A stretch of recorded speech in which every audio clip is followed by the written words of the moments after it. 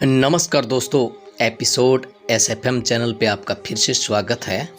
आज हम ऐसी एक पौराणिक कथा लेके आए हैं जो महाभारत से जुड़ी हुई है, जिसमें आपको शायद पता ना हो। आज हम इस कहानी के बारे में आपको बता रहे हैं। पितामह भीष्म के पास ऐसे 5 सोने के बाण थे जो बड़े ही शक्तिशाली थे और अचूक थे, उनसे कोई बच नहीं सकता था। तो 500 बाण दुर्योधन ने पितामह भीष्म से कैसे लिए और कैसे दुर्योधन से वो 500 बाण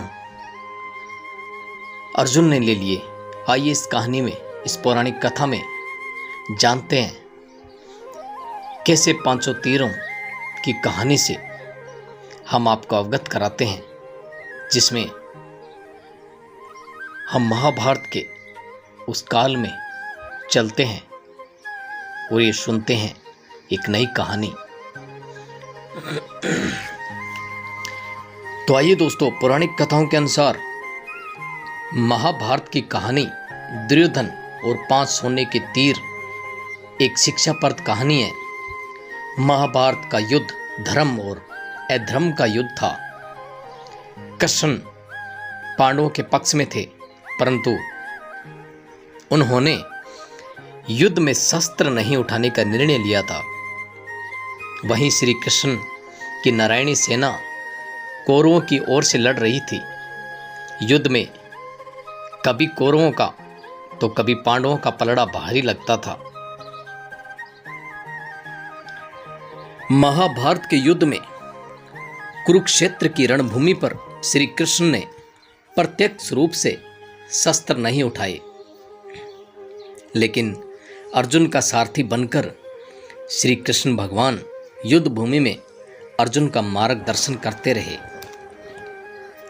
द्रौपदी के भाई धृष्टद्युम्न पांडवों के सेनापति थे, वहीं कौरवों की तरफ से गंगा पुत्र भीष्म सेनापति थे। उनके नेतृत्व में युद्ध लड़ा जा रहा था। कौरव दल पूर्ण बल से युद्ध करने के बाद भी 5 पांडवों में से किसी का भी बाल भी बांका न कर पा रहे थे। कौरवों के प्रधान सेनापति पितामह भीष्म 10 दिनों तक पांडव सेना पर भारी पड़े थे। प्रतिदिन भीष्म हजारों सैनिकों को मार रहे थे, परंतु दुर्योधन भीष्म पितामह पर कहीं ना कहीं संदेह कर रहा था। उसे लग रहा था कि पितामह भीष्म जानबूझकर पांडवों का साथ देते हैं और उन्हें मारना नहीं चाहते। यही सोचकर एक रात दुर्योधन भीष्म से सीधे बात करने के लिए उनके पास शिविर में पहुंचा। जब दुर्योधन भीष्म के शिविर में पहुंचा तो देखा भीष्म चिंतनशील होकर शिविर में बैठे थे। यूं आधी रात को दुर्योधन को अपने शिविर में प्रवेश करते देख भीष्म हैरान हुए। उन्होंने दुर्योधन से कहा और पूछा शिविर में आने का कारण। दुर्योधन ने गुस्से में कहा, पितामह, आपके मोह पूर्ण अन्याय के कारण मैं आधी रात को आपके शिविर में आने के लिए विवश हुआ हूं। आप अगर पूरी कर्तव्य निष्ठा और मोह रहित होकर पांडवों के साथ युद्ध करते तो शायद मुझे यहां आने की आवश्यकता ही नहीं पड़ती। युद्ध शुरू हुए 10 दिन बीत चुके हैं, लेकिन आप अभी तक पांडवों को पराजित नहीं कर पाए हैं। आप संसार को दिखाने के लिए युद्ध का अभिनय कर रहे हैं।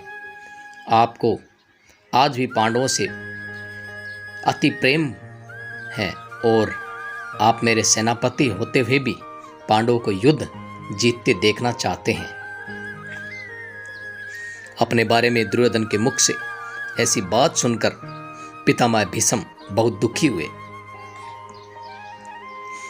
दुर्योधन के मुख से कटु वचन सुनकर भीष्म ने दुर्योधन से पूछा, तुम क्या चाहते हो पुत्र दुर्योधन? दुर्योधन ने कहा, पांडवों की मृत्यु इसके लिए आपको अपनी दिव्य शक्तियों का प्रयोग करना होगा। पितामह भीष्म ने अपने शस्त्र विद्या का प्रयोग करते हुए सोने के 5 अचूक तीर निकाले और इसे अभिमंत्रित करके बोले, दुर्योधन, तुम व्यर्थ में संदेह कर रहे हो। इन बाणों से कोई भी नहीं बच सकता। कल का दिन युद्ध का अंतिम दिन होगा। एक ही दिन में 5 पांडवों को इन बाणों से समाप्त कर दूंगा। फिर पांडवों के मरते हुए युद्ध का परिणाम तुम्हारे पक्ष में होगा। पितामह भीष्म की बात सुनकर दुर्योधन प्रसन्न हुआ, लेकिन अगले ही क्षण उसके मन में पितामह भीष्म के प्रति संदेह उत्पन्न हो गया। कपटी दुर्योधन भीष्म की बातों को सुनकर प्रसन्न तो हुआ, परंतु अब दुर्योधन को भीष्म की बातों पे भी छल कपट दिखने लगा। दुर्योधन ने भीष्म से कहा, पितामह, आपकी योजना बहुत अच्छी है, किंतु मुझे आप पर फिर भी संदेह हो रहा है कि आप इतनी जल्दी और इतनी आसानी से पांडवों को नहीं मारेंगे। हो सकता है आप मोहवश या प्रेमवश उन्हें ना मार पाएं। अतः आप इन बाणों को मुझे दे दें। मैं युद्ध भूमि में आपको ये 5 बाण दूंगा और आपको आपके कर्तव्य की याद दिलाऊंगा। तब आप पांडवों का वध मेरे सामने कीजिएगा। दुर्योधन की बात सुनकर पितामह भीष्म ने 5 अभिमंत्रित बाण दुर्योधन को दे दिए। दुर्योधन अपनी संभावित जीत पर बहुत खुश था। वह बाण लेकर अपने शिविर में चला गया।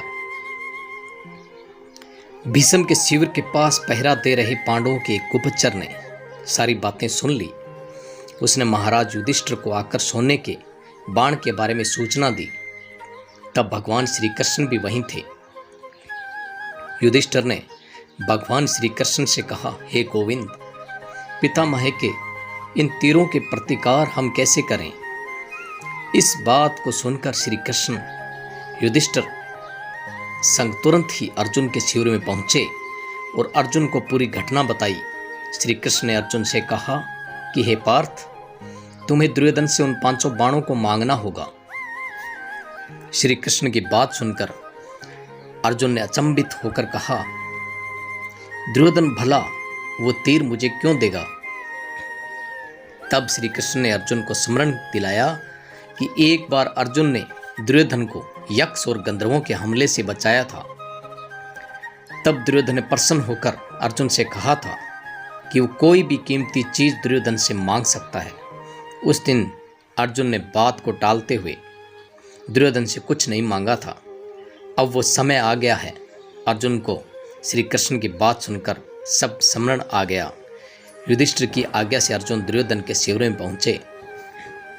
दुर्योधन अचानक अर्जुन को अपने शिविर में देखकर आश्चर्यचकित हुआ।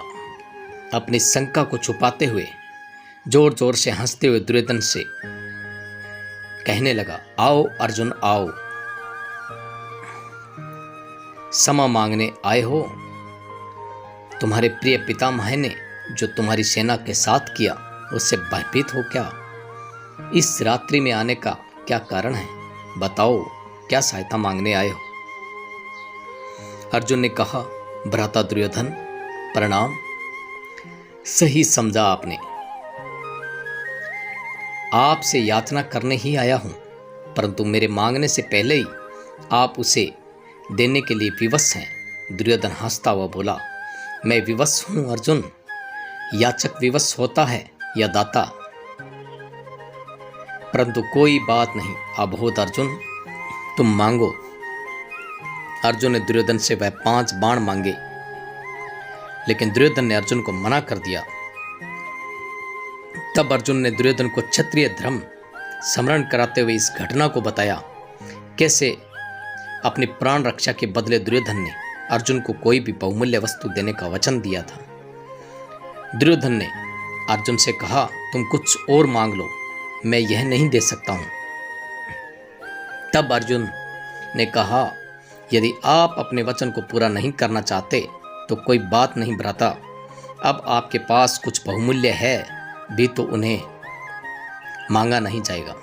सामर्थ्य के अभाव में आपको पितामह के बाणों की आवश्यकता भी है। ठीक है, मैं चलता हूँ। अर्जुन के कटाक्षों से दुविधा में फंसे दुर्योधन ने कहा, रुको अर्जुन, किसके पास सामर्थ्य नहीं है? हम 100 हैं, तुम 5 हो।